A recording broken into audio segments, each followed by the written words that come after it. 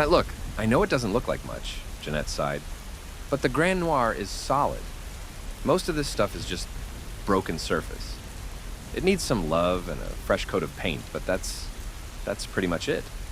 I don't know, I said, poking a rotten plank with my foot. I don't think the loan will cover this. We can stretch a bit, Jeanette said, leaning on me. We've got some flex money. Not enough to call it flex money, Jeannie. Stretch money, maybe. Rainy day fund. We got this, she smiled. I know we do. I wasn't convinced, and the choir of frogs outside seemed equally unimpressed. As I kicked over another plank, I noticed a part of a broken sign. Something once hung in the entryway. A big red sign with yellow letters. No children, I read out loud. We putting that back up? Nah, some rules are meant to be broken. Fair enough. I left the sign on the floor. The Grand Noir was a few months away from a grand reopening, but Jeannie, if anyone, could make it happen. But that first moment standing in the entryway, I couldn't feel the excitement. All I saw was a dark building, abandoned for good reason. The next few months was just a parade of burning money, but Jeannie got results. We added an extension to the front of the building so we could have an outdoor serving area. We rewired the kitchen, refurbished the upstairs guest rooms, installed all new wall paneling, and turned the entrance into a proper reception. The outside got a fresh coat of dark gray paint, and we even set up a guest Wi-Fi with passwords based on your booking number. The Grand Noir was shaping up to a grand reopening, and I gotta say, Jeannie did a great job. But I could never really get an explanation for that strange sign. No children. We figured that this had something to do with the spotty history of the building. Some said it used to be a smuggler's den back in the Prohibition days. Others said it was a brothel sometime in the 40s. One local swore that it was the hideaway for some former president's mistress. Either way, everyone agreed on one thing, all rumors aside. The Grand Noir used to be a bad place. No place for children. There was a lot of history hidden in that building. We kept most of it in a storage space in the basement. Old books, journals, ledgers, calendars, some furniture. Things we didn't want to throw away but had nowhere to put. We kept a few things, like a large Bible that had been left open in the master bedroom. The thing was huge, every page, as long as my arm. We put it behind a plexiglass display behind the reception. After we got the place up to code, Jeannie spent a lot of time hiring the staff. We knew it'd take some time before we turned a profit, but she had some experience in the tourism industry. The area was screaming for new jobs, and tourists didn't have many options if they wanted to stay in our corner of the bayou. But even before we opened, there was a lot of interest from the locals. I remember one day when I saw the Jacksons pass by the walking trail in the backyard. Mr. and Mrs. Jackson stopped down by the dock to check on August, one of the local fishermen. Meanwhile, their kid Andrew just stared up at the Grand Noir. I saw him from one of the upstairs guest rooms, and he looked right at me. Not just the way kids do, but with intent. I couldn't hear what he said, but I saw him open his mouth wide and scream something at the top of his lungs. Mr. and Mrs. Jackson ran over to him, picked him up, and hurried down the path. If I had only paid attention right then and there, a lot of problems might have been avoided. There were a few hints that something about this place wasn't right. For one thing, we found not just one, but a total of 6 no children signs. There was also the staring. Some kids who were just passing by would sometimes stop and just stare at the building for no apparent reason. I didn't see or hear anyone scream the way Andrew had, but the staring was still a bit uncomfortable.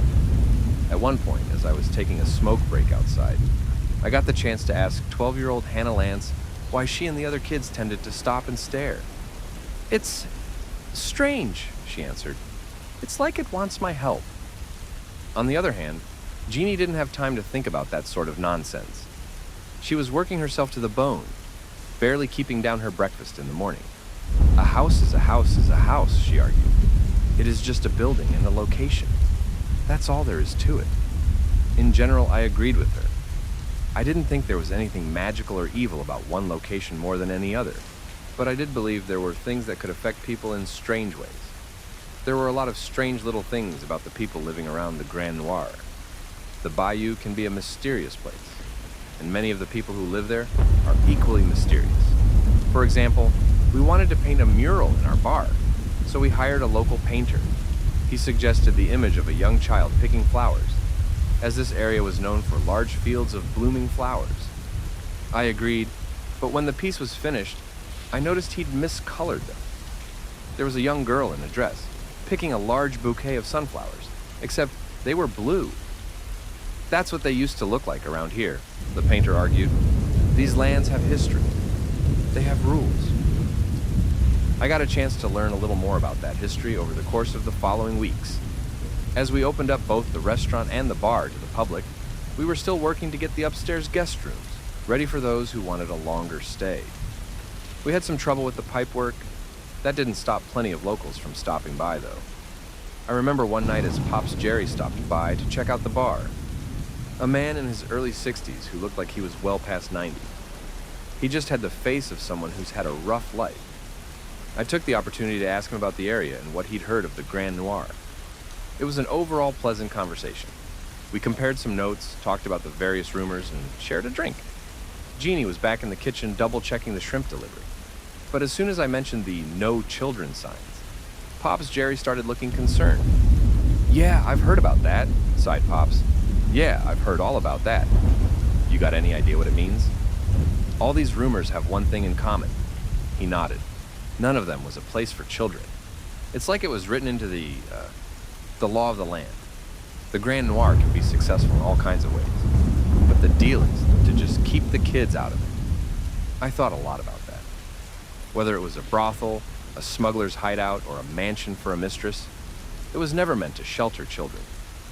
We were sort of breaking that rule, opening a B&B. We knew there'd be families with children who wanted to stop by. But could that really be all there was to it? There was this worry that started to gnaw at me. A worry that we were breaking some sort of covenant.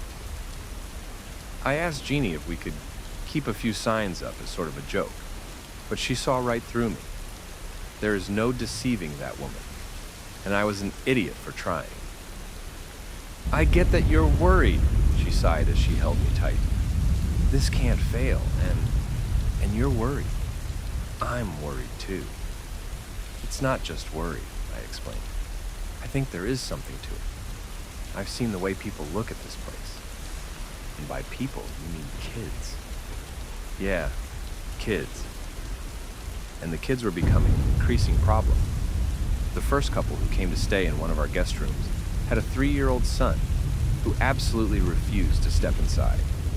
He screamed, cried, and even as he was carried inside, he kept flailing wildly. The parents excused themselves 1,000 times, but I could still hear him screaming hours later. They ended up leaving just before midnight, as it was impossible to calm him down. They just took him out to the car and left. They still paid, but I couldn't imagine them coming back anytime soon. Every now and then I'd see kids from the neighborhood just stop and stare up at the building. Sometimes one at a time, sometimes in groups. I once caught the Jackson kid trying to sneak in through the kitchen door. When I confronted him about it, it was like he snapped out of a trance. He was genuinely scared and had no idea where he even was. He begged me not to tell his parents. Apparently, they'd forbidden him from going anywhere near the Grand Noir. We got more guests over the following weeks, mostly fishing enthusiasts, but also a few couples who wanted to experience this side of the bayou. Hell, one family was just obsessed with alligators and came to see a nearby farm. There were a few minor incidents. Kids who woke up screaming in the middle of the night, or came to the reception to ask weird questions. Things like, "What do the lights want?" and "Can you turn off the gargling?" One time there was a kid who called the reception, but all he did was breathe into the phone. It was clear to me that something was affecting them, but I couldn't tell what it was. Then came the morning of August 5th. We'd had a pretty rough storm the prior night, so a lot of the backyard furniture was in disarray. I had to use a chainsaw to split a fallen tree. I spent most of the morning just putting everything back. With water leaking into my old shoes, I was surprisingly cold. You usually can't see your own breath in early August, so you can imagine my surprise when I saw that white cloud leaving me. Then, I heard a loud crash, furniture falling over, and something breaking. The second-story window was open, and something was splayed out on our broken plastic furniture. For a moment, I didn't even realize what it was. It just looked like a pile of clothes thrown to the wind. Then, as I heard the screams from the second floor, it dawned on me. It was a kid. She'd jumped. Apart from a broken shoulder, she was fine. She had no recollection of why she'd jumped out of the window, and no idea how she'd even done it. Jeanette promised to make sure the windows couldn't be opened, but it felt like fixing symptoms rather than the disease. There was still something about this place that just refused to allow children. While Jeannie was looking at the practical side of things, I was still convinced there was something about this place we didn't know about. So I started going through the history to a greater extent. I knew there were books, journals, and other documentation dating all the way back to the late 19th century. I'd put some of those away myself when we first cleaned the place up. I gathered all the journals, diaries, and ledgers I could find. But it would prove increasingly difficult to get time to read them. Not only did we get a lot more guests to cater to, but there was also more activity overall. Jeannie needed all hands on deck, so I only got the time to read just before bed. Jeannie tried her best to just keep everything afloat, acting like the accident had never happened. She did fix the windows, though. One night, as I laid awake peering over an import ledger, Jeannie turned to me.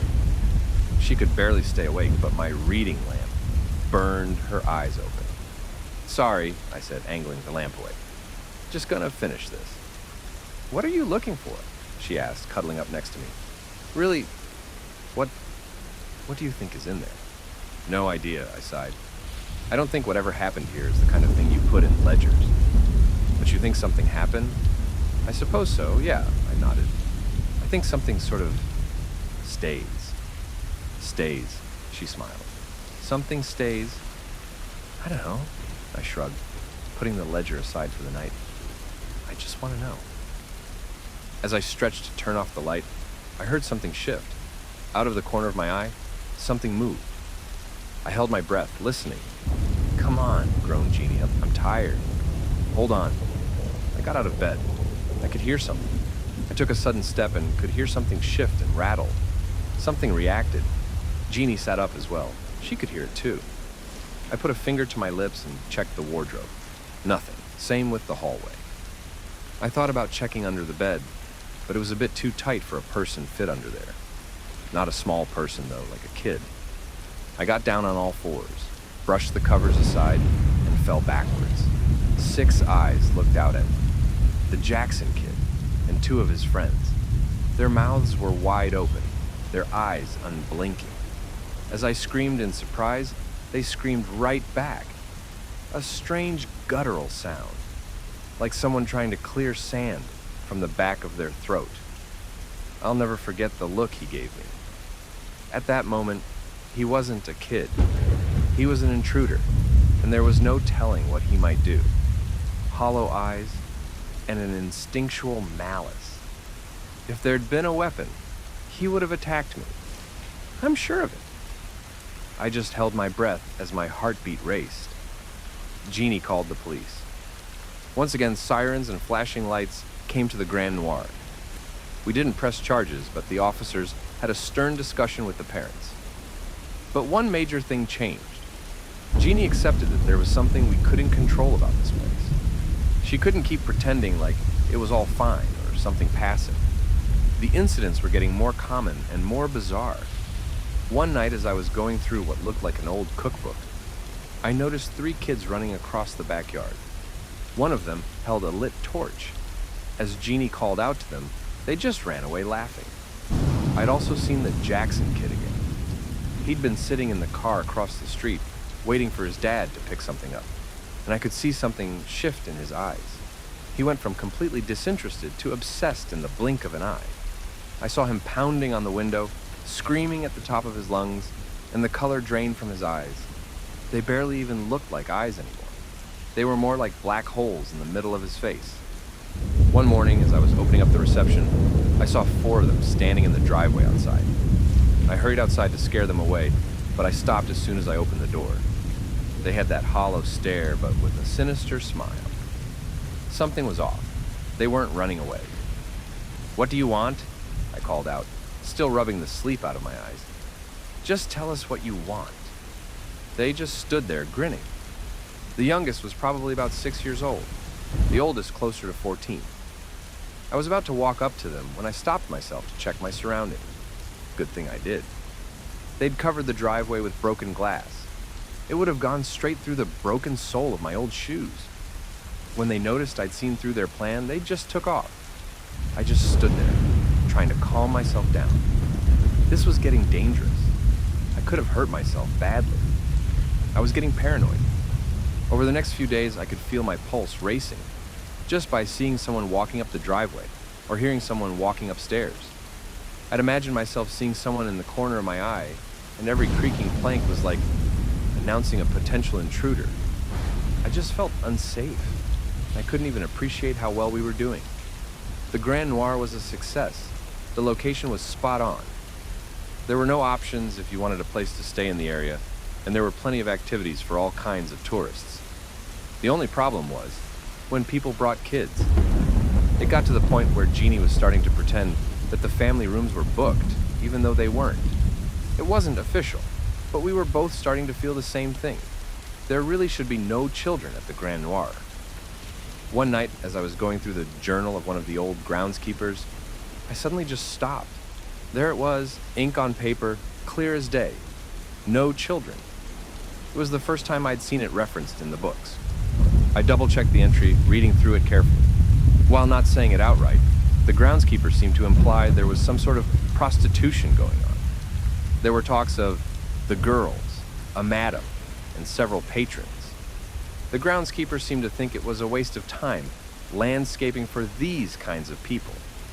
It was implied that the place was a smashing success, and that guests were coming from out of state just to spend the night.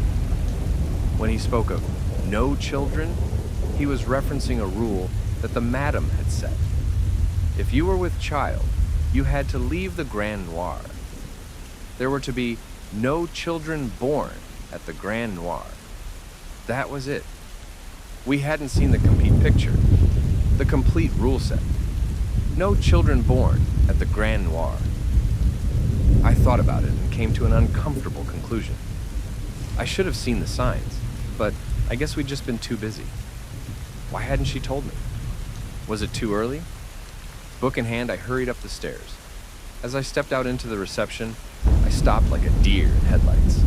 At least a dozen kids of various ages, all spread throughout the reception. One of the older ones had a shovel, while most of the youngest had knives, forks, or hammers. They were armed, and they were waiting for me.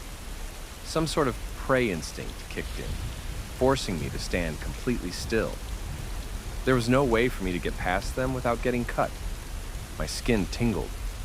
I held my breath and counted my heartbeats. I could taste sweat, and my mouth was getting salty. I almost lost my balance just from trying too hard to stand still. Taking a single step forward, they all shifted in unison. One of the kids in the back groaned with that strange guttural sound. Apart from that, it was dead quiet. Not a single footstep. Not a breath out of place. Just a few frogs singing from the bayou. But I couldn't just stand there. My heartbeats echoed in my head, making my neck twitch. I had to try something. My eyes, darting back and forth, made a mental note of the way I could run to get out. A way for me to get by with as little chance of getting cut as possible. I'd have to pass 3 of them, but they were small and I was fast. But still, I counted down from 3, took a deep breath, and burst into a sprint. There was an explosion of movement. Plants getting knocked over, someone tripping on the carpet, screams, laughter, metal scraping against the wallpaper. It took me just a few steps to realize there was no way for me to get out. I had to make a break for the top floor. Turning on a heel, I felt something sharp snip the heel of my shoe. One kid took a swing at me with a knife, but only scratched my jeans. Another tried to stick a fork in me, but their arms were too short. A fourth had some kind of fire poker and took a wide swing at my legs. I had expected a stab. I took a whack to my right leg and fell forward. Despite having the air knocked out of my lungs and a burning pain in my leg, I hurried up the stairs. I was hobbling forward, barely able to place any weight on my wounded leg. I'd been hit harder than I thought, and I suspected there was a fracture. I got upstairs with all kids in tow. I figured Jeannie would be in our bedroom, so I took a sharp right. I burst through the door, locked it behind me, and backed away towards the window. No Jeannie. She was somewhere else. Somewhere safe, I hope. I fumbled for my phone and called her. It took 2 rings before she picked up. There was a pounding on the door, and someone was trying to twist the old lock using a knife. "What's going on?" Jeannie called out. "What's that noise?" "I'm upstairs," I answered. There's a dozen of them. God, my damn leg. I'm coming," she yelled back. "Just hold on." "No, Jeannie, you gotta go," I said. "You can't be here. Not right now. You can't." "What are you talking about? I'm in the garden. Jeannie, please." The lock was snapping back and forth. They were gonna get through. "Trust me on this, please. Just go. Get back to town. I can't just, please, Jeannie." As the door slammed open, I saw dozens of little black eyes staring at me, gleefully smiling, armed and ready. Maybe this was punishment for breaking some sacred rule. Maybe there could be no children at the Grand Noir. Maybe these lands have traditions so old that the ground itself remembers them. Either way, I had to try to get out. I pulled on the window, but Jeannie had fixed it. The windows could no longer be opened without a key, and Jeannie had the keys. I was cornered. They started circling me like sharks. Their feet were so small and light, barely even touching the carpet. Some of the younger ones seemed to float, just half an inch off the ground. I could hear the cling of blades touching as they stood close enough for their hands to touch. "He brought a child to the Grand Noir," one of them whispered. "The Grand Noir brings the children back," whispered another. So lost. Forgotten. I could barely hear them over the pounding in my chest. I didn't even feel my fractured leg. My adrenaline was spiking. I thought about where to go, what to do, but there were no answers. It was hopeless. One wrong step, and I'd be cut down. From behind, I heard one more voice. This one came from no child. It was a dark whisper from a grown woman with a thick accent. "Breaking the rules breaks the man." I felt a slash across my shoulder. It took me half a second for the pain to reach my mind, but once it did, I fell to my knees screaming. They all stepped forward. Hammers, knives, shovels, everything they could grab, all pointed at me. Raised, laughter. Then they stopped. My phone was ringing. One ring and they all just stopped. 2 rings and one in the back started to move away. After 3 rings, they were all hurrying to get away and out, almost climbing over one another to get out of the room. By the 4th ring, it was pandemonium. By the 5th ring, the room was empty. I could hear the clattering of dropped weapons tumble down the stairs. I just sat there, bleeding. It turns out, Jeannie had been pregnant for some time. She'd called me from downtown just to make sure I was okay. She'd done as I asked and left the Grand Noir as fast as she could. With her out of the picture, there was no need for vengeance. The rules had been upheld, and so the punishment was postponed. No children were to be born at the Grand Noir. I talked to Jeannie about it, and we decided we'd move to a different location. We'd still be the owners, but we'd hire a general manager. In a few years, we think we'll be turning a profit. Until then, well, we both have jobs to go back to and family that will support us. And the Grand Noir will still be there. Maybe we can come back someday, maybe not. From what I've heard, everything just seemed to sort itself out once Jeannie and I left. The Grand Noir wasn't calling to anyone. It seemed to just react to pregnant women, not kids themselves. But now, as I write this, I have a worry that just won't quit nagging me. I'm fairly sure that our child was conceived at the Grand Noir. If that is the case, will that in any way affect them? Even if we left, and even if they're born somewhere else, can the Grand Noir let that happen?